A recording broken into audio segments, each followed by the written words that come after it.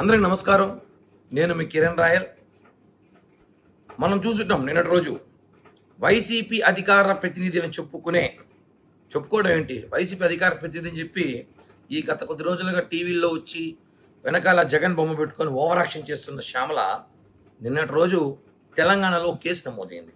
అది ఎట్లాంటి కేసు అంటే, యువకుల్ని టార్గెట్ చేసి ఏదైతే బెట్టింగ్ యాప్స్ పేరుతో బలి తీసుకుంటుందో దాన్ని ప్రమోషన్ చేయడం. ఈమె ఒక అధికార ప్రతినిధి పార్టీకా, లేదా బెట్టింగ్ యాప్స్ ప్రమోషన్ చేయడం అధికార ప్రతినిధా? చెప్పండి. ప్రతి ఒక్కడి వ్యక్తిగత విషయాలు, ప్రతి ఒక్కడి వ్యక్తిగత జీవితాలు ఈమె వేలు పెడుతుంది. వాళ్ళని నరికేయాలి, వాళ్ళని తాట తీయాలి, తొక్కి పెట్టాలంటుంది. ఇప్పుడు ఈమెను ఏం చేయాలి చెప్పాలి. వైసీపీ పేటీఎం కానీ చెప్పాలి ఇప్పుడు. ఎందుకంటే బెట్టింగ్ యాప్స్ ఎంతమంది నేరం తెలుసు, ఎంతమంది బలైపోతున్నా తెలుసు. నేను ఇప్పుడు ఒకటెడుతున్నా వైఎస్ఆర్ కాంగ్రెస్ పార్టీ వాళ్ళని, ఈమెని వెంటనే శ్యామలని సస్పెండ్ చేయండి.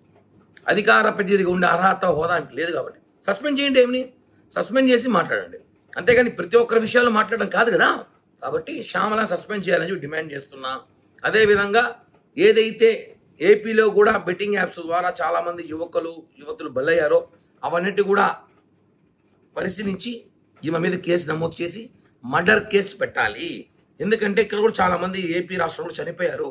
వాటికన్నిటి కూడా ఈ బెట్టింగ్ ప్రమోషన్ కారణం. కాబట్టి ఏవైతే తెలంగాణలో కేసులు నమోదయ్యాయో దానికి సంబంధించి ఈ ఆంధ్రప్రదేశ్ రాష్ట్ర వైఎస్ఆర్ కాంగ్రెస్ పార్టీకి అధికార ప్రతినిధిగా ఉందో ఈవిడ కూడా కారణం అయ్యి ఉంటుంది. కాబట్టి ప్రమోషన్ వల్ల ఈమెను చూసి ఇన్స్పైర్ అయ్యి చాలా మంది ఇన్స్పైర్ అవుతారు. ఇన్స్పైర్ అయ్యేలాగా ఏమో చెప్తుంది కదా, ఇన్స్పైర్ అయ్యి బెట్టింగ్ లాపాడి చాలా మంది ఆస్తులు పోగొట్టుకొని ప్రాణాలు తీసుకుని సైతం చూసుకున్నాం.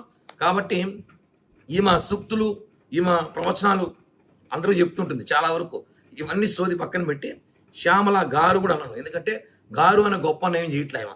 శ్యామల మీద కేసు నమోదు చేయాలి, వైసీపీ నుంచి సస్పెండ్ చేయాలి. అధికార ప్రతినిధిని ఆమె వైసీపీ పార్టీకా లేకపోతే బెట్టింగ్ యాప్స్కా? కాబట్టి ఆమె మీద చర్యలు తీసుకోవాల్సిందిగా ఏపీ పోలీసుల్ని కోరుతున్నాను.